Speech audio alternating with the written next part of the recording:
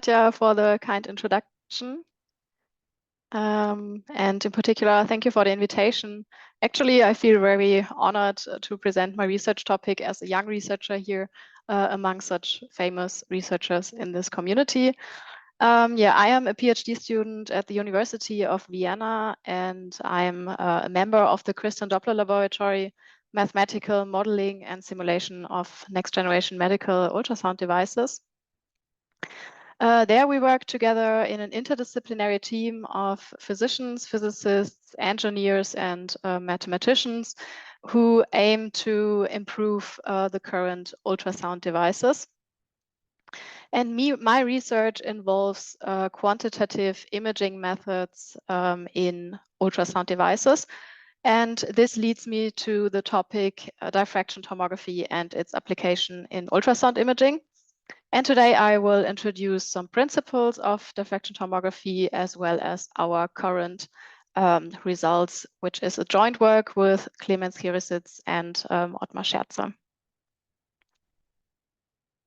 I will start with a brief introduction into the setting of ultrasound computed tomography. This is an exciting technology which dates back to Greenleaf in 1977. Also, Norton and Linzer, as well as Natterer and Wübeling are famous researchers in this field. And the principle is to surround an object as much as possible with many ultrasound transducer, such that acoustic waves from different directions can be emitted, which then interact with the object, causing perturbed acoustic waves that are then again collected at the transducers. So in this way, specifically transmission and reflection data can be collected, from which the sound speed is to be reconstructed, and optionally also the attenuation. As it is indicated here in this picture, these transducer act like, or these are single element transducer, which act like point sources, emitting specifically unfocused waves. And ultrasound tomography has its main application in female breast imaging in order to perform early cancer detection. And here you can see also the three-dimensional setting where the female breast can be completely surrounded by these transducer elements. As far as I know, there exist prototypes for clinical studies. However, the real-world application is, due to the very high computational effort, still a challenge. In contrast to X-ray tomography, where an X-ray travels through the object along a straight line, here the acoustic waves strongly interact with the material through which they propagate, and these interactions are characterized by diffraction, refraction, reflection, and also absorption. For instance, diffraction occurs when the wavelength of the incident wave is comparable to the size of the object. And so it is when we emit ultrasound waves and the speed of sound specifies the object. And then here you can see in this picture what happens. Here you see a diffraction pattern of an acoustic wave, which is diffracted at a line aperture. So for our tomographic reconstruction, a much more sophisticated wave propagation model is required in contrast to X-ray tomography.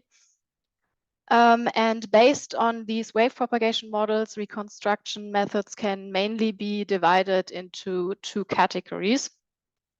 On the one hand, there is full waveform inversion, first introduced by Tarantula in 1984 in the framework of seismic imaging. As the name says, the full wave information are used, and it is not a simplification of the underlying wave propagation model performed. In this way, it solves the full nonlinear inverse problem. Reconstruction methods exist in the frequency and in time domain, and full waveform inversion is, due to this exact model, known to be very accurate, however, at the expense of being also computationally quite intensive. On the other hand, there is diffraction tomography, which simplifies the underlying wave propagation model by assuming that the scattering is sufficiently weak, the scattering which occurs due to these wave interactions. In this way, it linearizes the inverse problem, and solutions for it exists in the frequency domain. And it is known to be computationally very fast, up to 100 times faster than full waveform inversion, however, at the expense of being accurate. And in general, the simpler the wave propagation model, the faster an algorithm can run. However, the lower the reconstruction quality, and this is the typical trade-off in performing quantitative imaging in real-world applications between the computation time and the accuracy. To motivate my specific research topic, I will briefly introduce the clinical ultrasound imaging setting, which is also known as sonography. There, a handheld transducer here insonifies the region of interest in the human body, and these typical grayscale images are then formed. And surprisingly, the mathematics behind this is fairly simple. It is based on a pulse echo principle similar to echo sounding systems in boats. There, an acoustic wave is sent out, which then travels through the water until it is encountered at a boundary where it is back reflected, and it produces then an echo. And by receiving those echoes, the so-called B mode or brightness mode images can be formed, where the brightness of the image is related to the amplitude of the echo. It is also possible to calculate the depth by measuring the time between transmitting and receiving the acoustic wave, the echo, and taking into account the speed of sound of the background. And in ultrasound imaging, it is assumed that the speed of sound of the background is water, as the human body mainly consists in water. And for those who are interested in exploring more about the techniques behind this sonography setting, I invite you to study this webpage from the University of Trondheim. So now, finally, my motivation is to explore the capabilities of quantitative imaging in such clinical ultrasound setups, which is of course extremely challenging, as a fast computation is required in order to have a real-world application. Then, due to the strong attenuation of acoustic waves as they travel through the body, focusing is needed.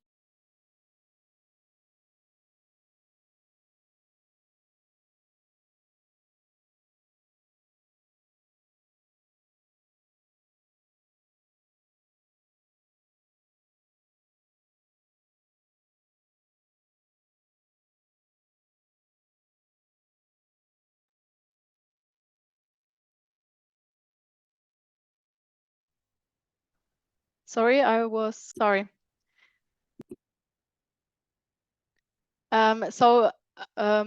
stopped, I think, talking when that focusing is really needed for performing here this ultrasound imaging. And in this setting, where a transducer emits acoustic waves and collects the back reflected waves, only reflection data are collected. But as it is well known in this community, the transmission data are the key information for quantitative imaging, which was also shown by Natara. And here the idea is now to complement the reflection data with transmission data, for instance, by using an acoustic mirror.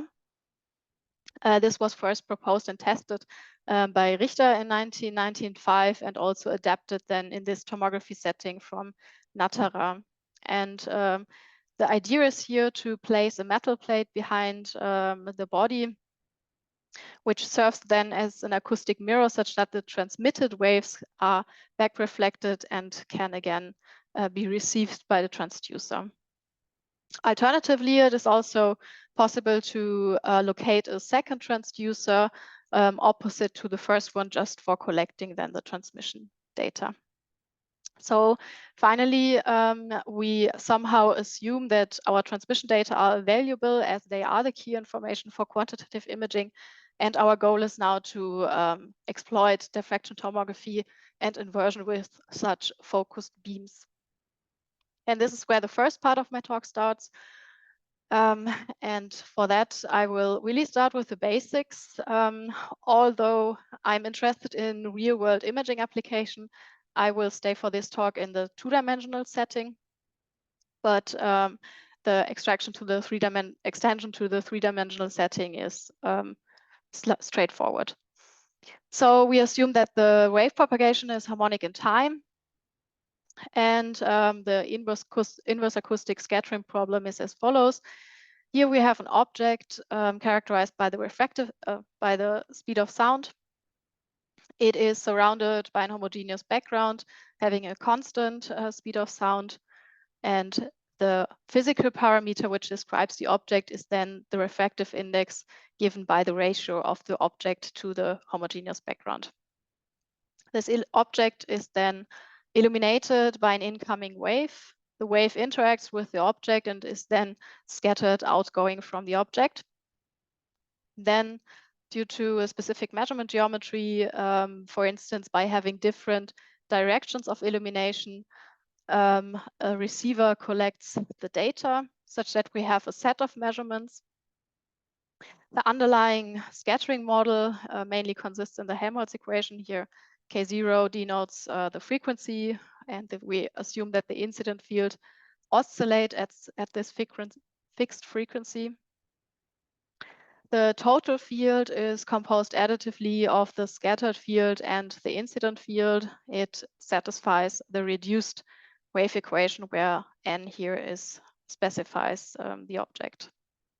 And then the inverse problem is to find the refractive index from the detections of the scattered waves, where, as we are in the acoustic case, the assumption is reasonable that we have information about the amplitudes and the phases of the scattered waves. And next, we want to calculate the scattered wave. So we want to perform the forward modeling. And therefore, we become a bit more precise with our notations. First of all, we assume that the refractive index is allowed to be complex valued in order to include attenuation in the model.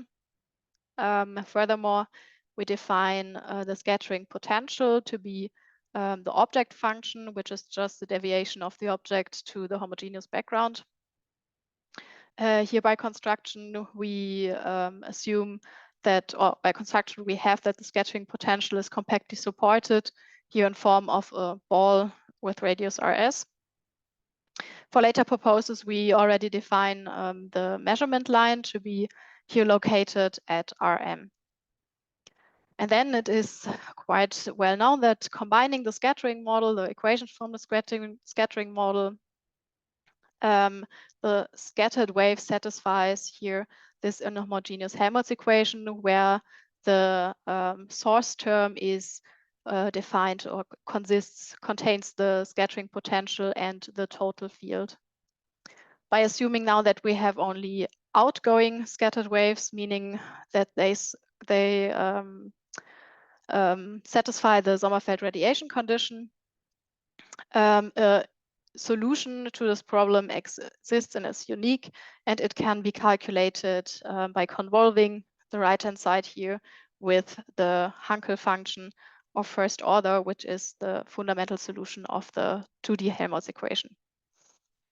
And at this point, note that the scattering depends on the scattering itself, such that the extraction of the object function of the scattering potential would lead to a nonlinear problem. And this is where one can either use the full wave information or full wave inversion, or alternatively, one can also assume that the Born approximation is valid, meaning that we simply neglect here the scattering term, which is reasonable when the scattering is sufficiently weak compared to the incident wave.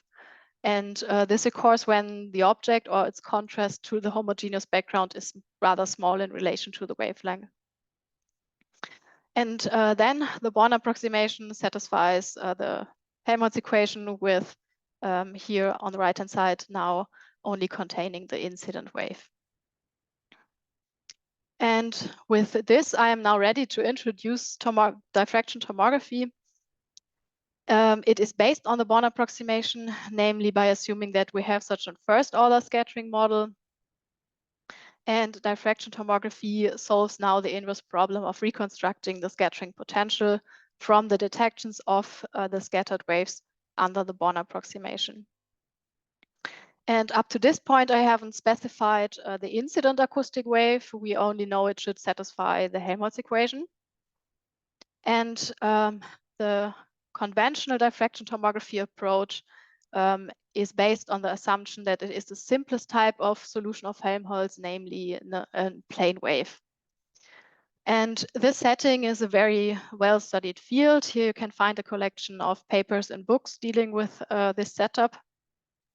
It goes back to Wolf, who showed in 1969 a solution, a reconstruction method for diffraction tomography when the data are collected for different propagation of the plane waves. Yeah. And now, as I already said, we are interested in performing diffraction tomography for a focused incident wave. And at this point, I will briefly talk about the digital focusing of ultrasound wave technique in ultrasound transducers, as I think it's quite interesting. Novel transducer consists in such an array of elements where the timing and the magnitude of the electric pulse can be controlled independently. And in this way, more or a greater variety in beam forming can be performed compared to just using acoustic lenses. For instance, when we excite all elements at the same time, we have something like a plane wave, which is only locally planar in the region of the transducer. It is also possible to steer this wave by having a linear time delay. And more importantly, we can also focus the beam by having such a quadratic time delay. And we can also vary the focal depth. Furthermore, it would also be possible to steer this focus beam according to the same principle. So in general, due to this construction of these linear array transducer, more complex acoustic waves can be achieved, tailored to specific imaging needs. And with this flexibility, we are now interested in extending diffraction tomography to handle, in particular, focused beams, but we want to somehow stay a bit flexible in generating arbitrary beam designs. And for that, our approach is to model the acoustic wave as a superposition of plane waves, so that we have now here something which is also called a Haglot's wave function. As the incident wave, here you see the plane waves oscillating at a fixed frequencies coming from all directions of the unit circle. Every plane wave has an individual amplitude specified here by this function A, which we assume to be an L2 function on the unit circle. And we call it beam profile, as it really characterizes how our incident field will look like.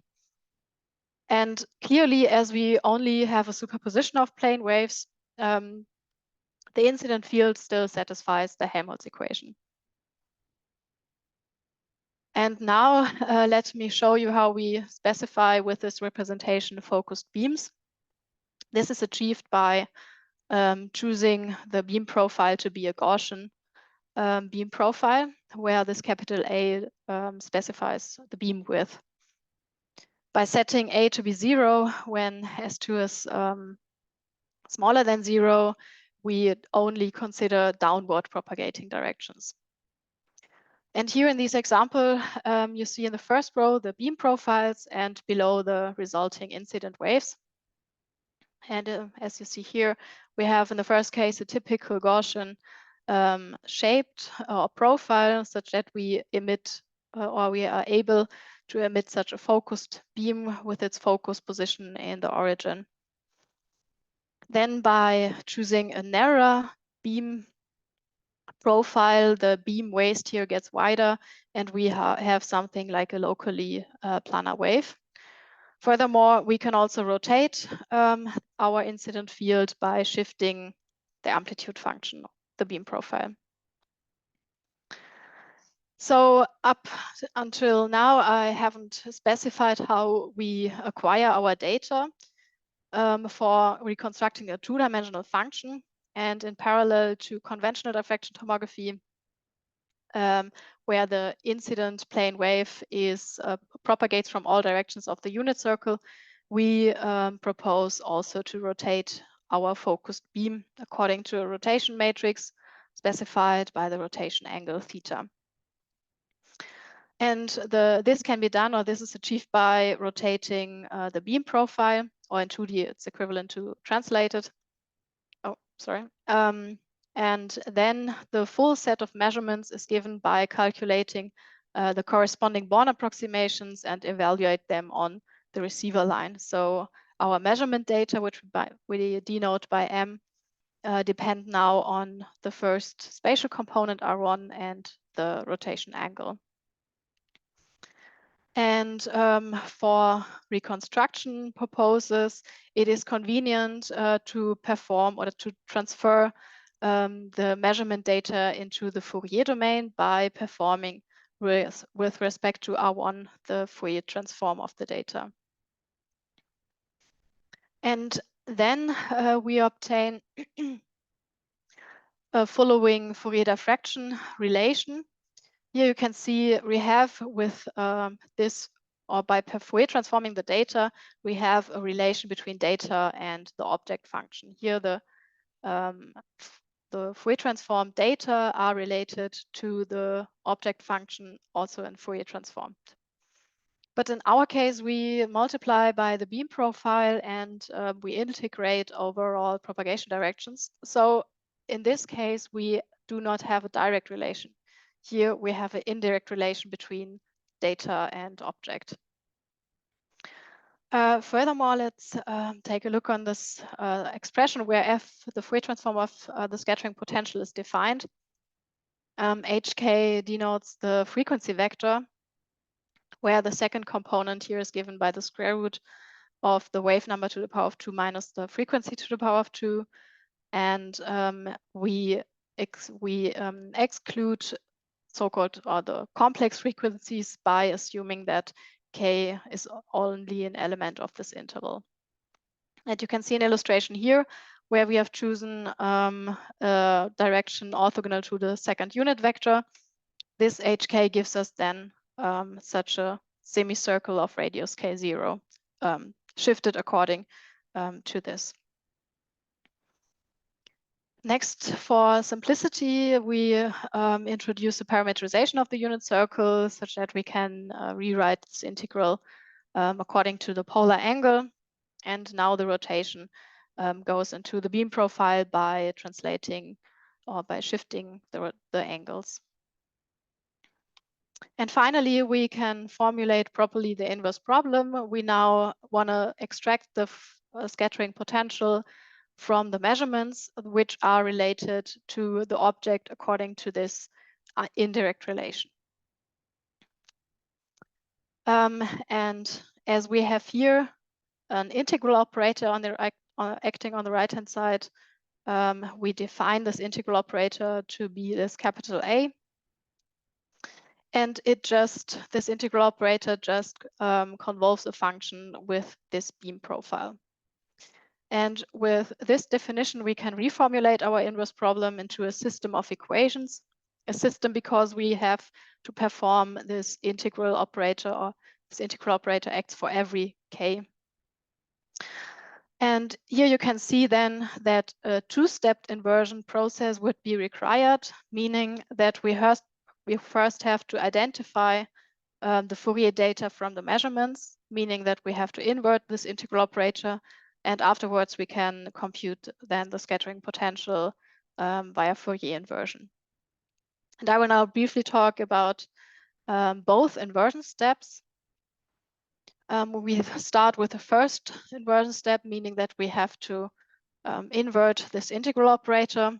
And as we do not impose the beam profile to be symmetric, this integral operator is a not self-adjoint compact operator. And for the analysis of such operators, it is convenient to calculate a singular system of it. And here a singular system is given by the complex exponentials, and the singular values are then given by just the Fourier coefficients of A. Here the brackets denote the inner product, and the second singular vectors are normalized according to the singular vectors. And using the singular system, the operator can then be diagonalized in terms of the series representation, where we have the singular values and the singular vectors included. And a very famous result is that we can, when we assume that the data, the right-hand side of the operator equation, satisfies the Picard condition, meaning that the series converges, where here you see the Fourier coefficients of the measurements, the data, and the singular values. And the sum converges when the Fourier coefficients of the data decay more faster than the singular values. And in this case, the best approximation on this equation, or the least square solution, can be expressed in terms of the series representation.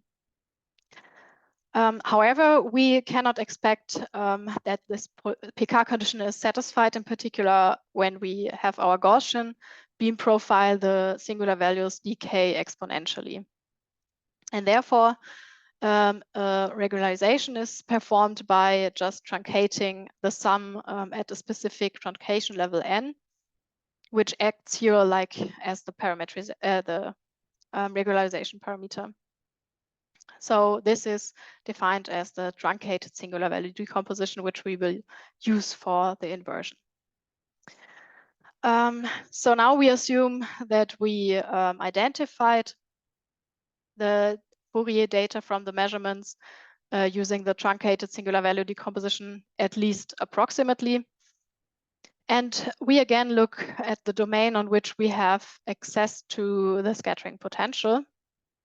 This is also called the K-space, which is the set of all frequencies such that the Fourier transform of the scattering potential influences somehow the data.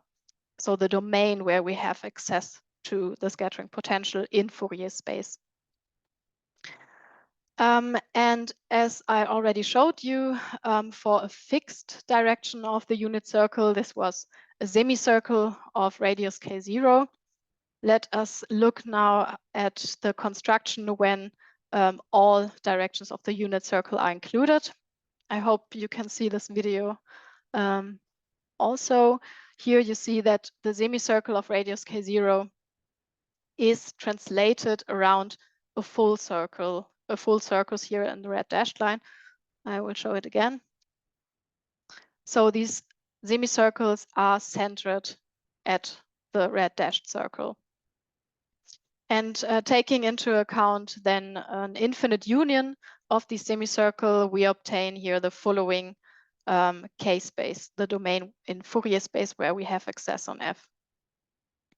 And using these frequencies for the Fourier inversion, we actually only are able to calculate a low pass filtered approximation of F, as we exclude all higher frequencies. And now I will show you how we can calculate this integral here explicitly. And therefore we define a map which traces out the domain where we have access on F, meaning that it maps the tuple, the frequency, and the angle to a point in K-space. And as you might already have noticed, here in the upper area, a point is captured twice by this map. And therefore, the map T is in particular not injective, meaning that we have to take this into account in the change of variables formula in the integral. And therefore, we specify the so-called Banach indicatrix, which is given by the cardinality, which is just the counting measure. And therefore, we finally proved the following backpropagation formula. There we calculated an approximation on F, the backpropagation, taking into account the change of variables formula due to the taking into account the non-injectivity. Therefore, we multiply by the Jacobian determinant of T, and we divide by the cardinality of this map. We showed also that the cardinality is given according to the values 2 and 1, as it is illustrated here. Okay, finally, I'm ready to present my first numerical results. For that, we worked with simulated data by specifying here this incident field as a focused beam. We also specified a test sample, which looks like this. And then we calculated the singular values of this operator. And as we expected, the decay of the singular values is exponentially. So we have a very rapid decay. Then we calculated the backpropagation, whereas we first had to invert this integral operator and to extract the Fourier data from the measurements. And you see that the backpropagation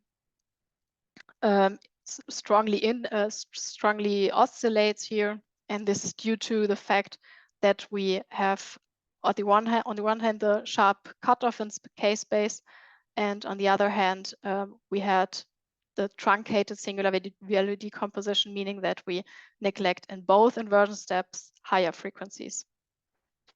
And then we also performed the reconstruction with additional noise to our measurements. And you see that the reconstruction deteriorates as the noise level increases. And this is also the typical behavior here in ill-posed problems, that due to the rapid decay of the singular values, the noise amplification is high. Interestingly, the situation changes a bit when the beam waist here gets wider, meaning that we have a narrower beam profile, a narrower Gaussian. Then the decay of the singular values is more slowly, and our reconstruction also behaves more stable. Still, we have these strong oscillations here in all reconstructions. So we have seen that focusing requires an additional reconstruction step by inverting this integral operator. And we have also seen that the reconstruction behaves more sensitive against noise. So the question naturally arises whether we can't just neglect the second inversion steps. And this corresponds then to assuming that we have a plane wave, although it isn't. And therefore, I compared our reconstruction method with conventional diffraction tomography for different illumination scenarios that more and more differ from the plane wave assumption by focusing. Below you can see the reconstructions with conventional diffraction tomography, meaning that we assume the incident field is a plane wave, although it isn't. On the bottom you see then again the reconstruction with our method. And in the first examples here, the incident field behaves in particular like a planar wave in the region of the object. So here it is completely covered by a plane wave.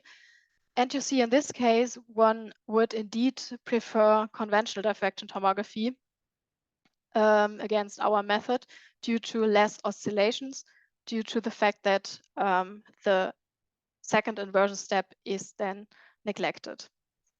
However, the situation changes when we start focusing our beam, meaning that the plane wave assumption is clearly violated here in the region of interest. And conventional diffraction tomography is then not sufficient in order to reconstruct the full object. Here, the reconstruction quality is only there, okay, where the incident field behaves like a planar wave. But now with our reconstruction method, here we are able to identify the full object and the full size of the object particularly. And with this, I will conclude the first part of my talk. We showed or we extended this plane wave diffraction tomography setting to the use of focused beams, which are rotated around the object.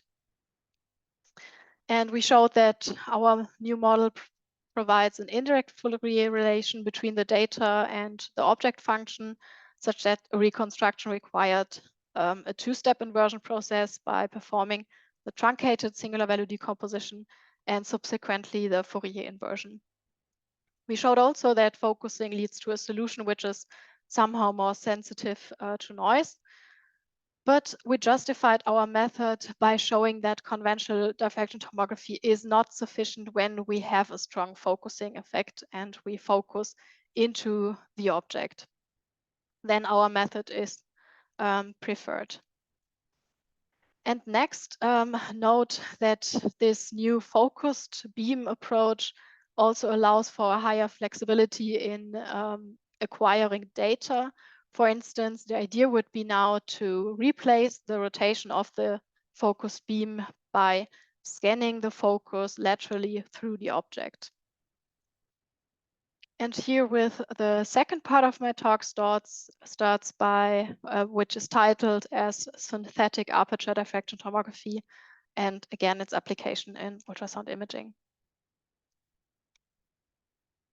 Interestingly, the idea is not new to collect data by somehow scanning the object. It stems from radar imaging, and it is known as synthetic aperture diffraction tomography, proposed by Nahamu in 1984. And there the concept involves two single element transducer moving along a line. Here we have a transmit line before the object, in front of the object, and a receiver line behind the object. And this single element transmitter transmits then spherical waves with different positions on this transmit line.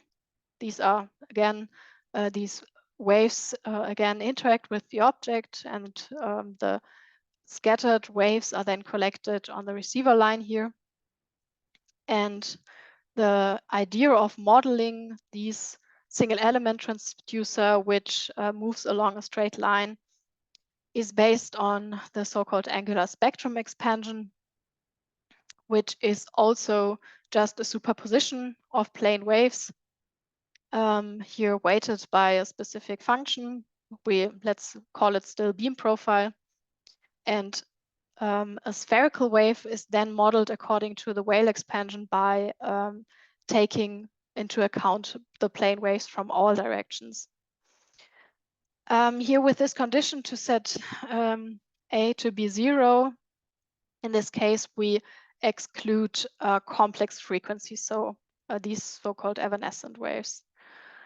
And the crucial part is now that this spherical wave is moved along this transmitter line according to a phase shift here, which is highlighted in red, where RT denotes then the transmit position. So the incident field particularly depends also on the transmit position. And here it is very straightforward to apply this to our focused beam illumination. We can use the same incident field, but we specify now the beam profile to be, again, a Gaussian, where A still specifies the beam width. And in our case, then the focus position here is, or the RT denotes the focus position, which is scanned laterally through the object, as it is illustrated here in this picture. This is also justified by the fact that in ultrasound imaging, we have these linear array transducers where it is possible to activate just a subgroup of these elements, and herewith we can send out focus beams which are scanned through the object. And now I will properly define the inverse problem of synthetic aperture diffraction tomography. We still assume that the Born approximation is valid, meaning that the scattered wave on the Born approximation can be calculated again by this convolution. The scattered wave in this case depends also on the focus position. And the inverse problem is now to reconstruct the function from the measurements, which are in this case here given by the first spatial component as it is evaluated on the receiver line. And instead of the rotation angle, it depends here on the focus position. And before, the approach was to perform a Fourier transform of the measurements with respect to the first spatial component. In this case, we can simply perform the Fourier transform with respect to both, with respect to transmit and the focus position. So in this case, the data are Fourier transformed according to this formula with respect to receiving and the focus position. And interestingly, in this case, the Fourier diffraction relation, also first introduced by Nahamu in this paper, provides now a direct relation between the data and the scattering potential in the Fourier domain. In this case, we simply divide by the beam profile instead of performing an inversion of the integral operator. Here it is just the division with the beam profile, which means that we somehow have to take into account the focusing when receiving the waves. And let's take again a closer look to the K-space coverage, meaning the domain on which we have now access to F. And recall before we had here the full circle of radius K0, but in this case, it is also just a semicircle of radius K0. And this is due to the fact that before we had transmission and reflection data as we rotated the beam completely around the object. But in this case, we only have transmission data because we scan the focus through the object and we measure behind the object. Again, let's take a look at the construction of this K-space. Still, these semicircles are translated, but in this case, only around here the semicircle of radius K0. Such that, again, an infinite union of these semicircles produces then the following coverage in K-space, where we have now here this missing cone due to the lack of reflection data. And again, by performing now the Fourier inversion, we only get a low pass filtered approximation of F if we perform the Fourier inversion with respect to these data. And here I will come to further numerical results. Still, we specified a test sample, meaning that we worked with simulated data. And here in this setting, we scanned now the focus through the object laterally according to this interval from -q to q.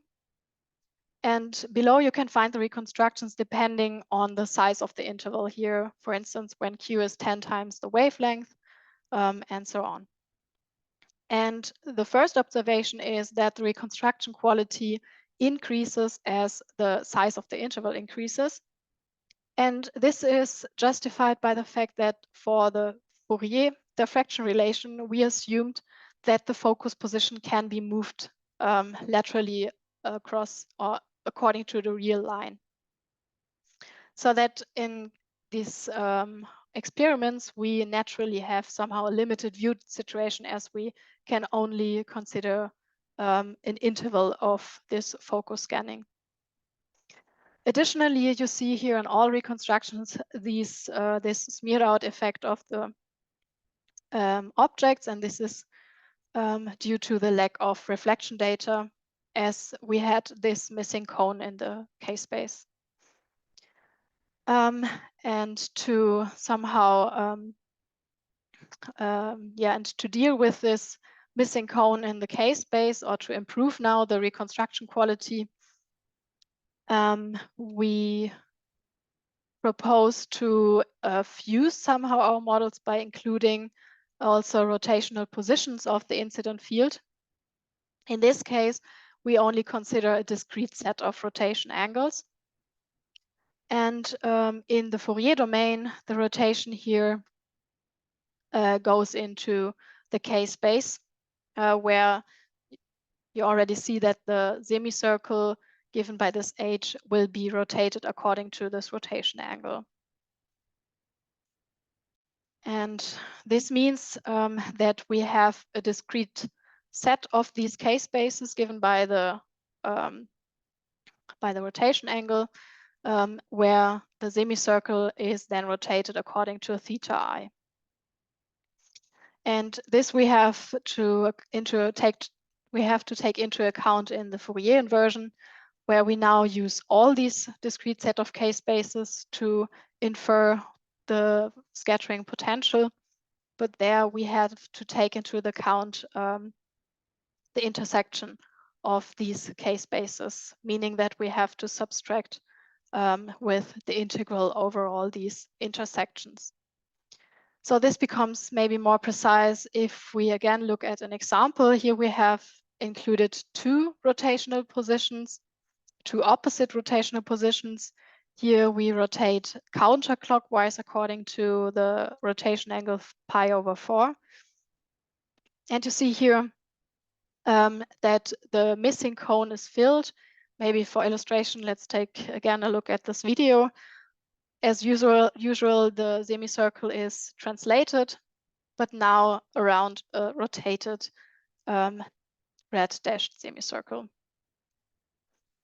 We have the same construction when we have the opposite rotation according to minus pi over 4. And in the last picture, you see then the union of these K-spaces, but here highlighted in this darker blue, one has to take into account the intersections such that this domain here is captured twice. And finally, I will show my last numerical results. We have the same setting, the focus scanning setting with different sizes of the interval. We included now two rotational positions.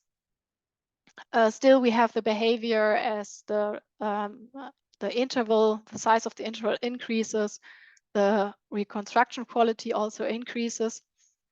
And you see already in this case that the smeared out effect is a bit improved. In particular, in this case here, the smeared out effect is really vanishes. And here, in particular, we have a very good result, as we have or we can clearly identify the size of the object. Still, we have slight oscillations. This is still due to the fact that we neglect the higher frequencies. So let me conclude now the second part of my talk. We extended finally also diffraction tomography to a focus scanning setting inspired by synthetic aperture diffraction tomography. We showed that performing the Fourier transform with respect to both receiving and the focusing provides a direct relation between the data and object in the Fourier domain. We showed also that the finite length of the focusing and receiving interval caused distortion in the final reconstruction, but we compensate for that by including at least two rotational positions in order to fill this missing cone in the K-space. And maybe I can give a brief outlook. We now assume that we scanned the focal point laterally through the body, but we also are interested in performing somehow through scanning by varying the focal depth of the incident wave. And furthermore, we are now interested, or we benefit from the collaboration with the Medical University of Vienna. There they have such experiment setups, and they produce here such phantoms, which they can use for insonification. And they have such a programmable ultrasound device where they really can collect real data from which we aim to reconstruct or to test our models. Yeah. And with this, I will thank you for your attention, and I'm very happy to hear some questions. And the last slide just gives you some references. So thank you. Thank you very much, Noemi, for the very nice talk. Thank you very much. Are there any questions or comments, please?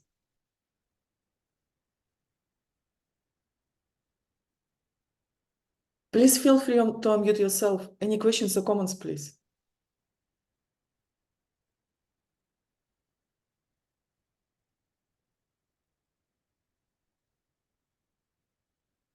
Any questions or comments, please?